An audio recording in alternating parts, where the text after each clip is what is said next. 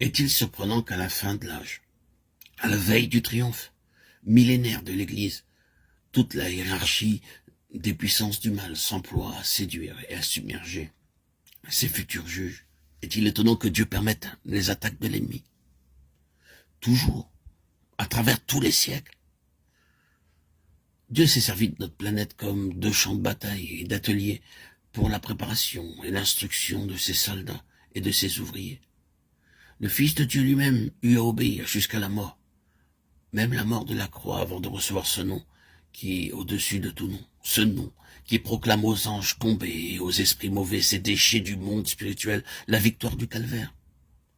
Tout membre du corps de Christ, tout racheté destiné à régner avec lui et à prendre part avec lui au jugement des anges tombés, doit donc, durant son séjour sur la terre, apprendre à remporter la victoire.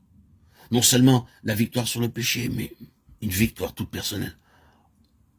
Aussi la victoire sur toutes les vipères de l'enfer qu'il doit fouler aux pieds au nom du vainqueur.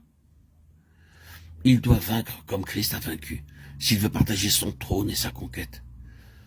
Christ a ouvert le chemin, les rachetés doivent suivre ses traces. Il a connu au calvaire l'heure et la puissance des ténèbres. Il l'a traversé et en est sorti victorieux. Unis à lui en esprit, nous aussi, ces rachetés, nous devons traverser cette atmosphère ténébreuse saturée des légions du mal, pour arriver à notre place de victoire et de triomphe en lui. Les légions des ténèbres livrent actuellement leur assaut final à l'Église. Aucun membre vivant du corps mystique de Christ ne saurait échapper aux attaques de l'ennemi. Éphésiens 4,16. Quelques-uns l'apprennent plus tôt, d'autres plus tard, selon la place qu'ils occupent dans le corps.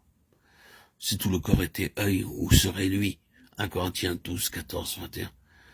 Ceux qui sont les pieds le seront les derniers, mais ils apprendront aussi bien qu'ils soient dans le corps d'ascension, la partie qui touche le plus à la terre.